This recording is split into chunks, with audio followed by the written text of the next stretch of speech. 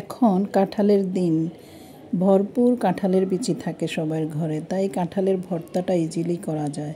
এখানে আমি কাঁঠালের বিচিগুলো ভেজে নিচ্ছি। খেয়াল রাখবেন অল্প তাপে কাঁঠালের বিচি অনেকক্ষণ ধরে চুলায় রেখে উল্টিয়ে পাল্টিয়ে ভাজতে হবে, নাইলে কিন্তু কাঁঠালের বিচিগুলো ভালো মতো ভাজা হয় না, ভেতরে কাঁচা থেকে যায়। তো আমি এখানে কাঁঠালের বিচিগুলো ছিলে নিচ্ছি। এখানে সব কিছু রেডি করে নিয়েছি।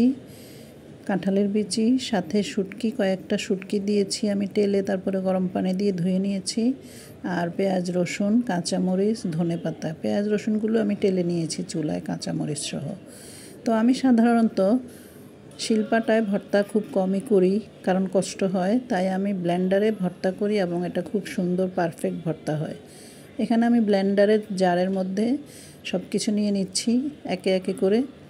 যদি পরিমাণে বেশি হয় তাহলে আপনি 2 বারে দিতে পারেন, আর এরকম হলে একবারেই দেওয়া যাবে। সামান্য একটু পানি অথবা তেল দিয়ে দিবেন, সরিষার তেল, স্বাদমতো লবণ দিবেন।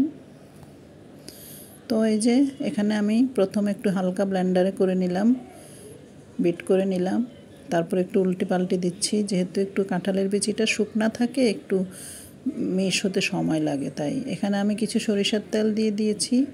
এবার পুরোপুরিভাবে ব্লেন্ড করে নিয়েছি।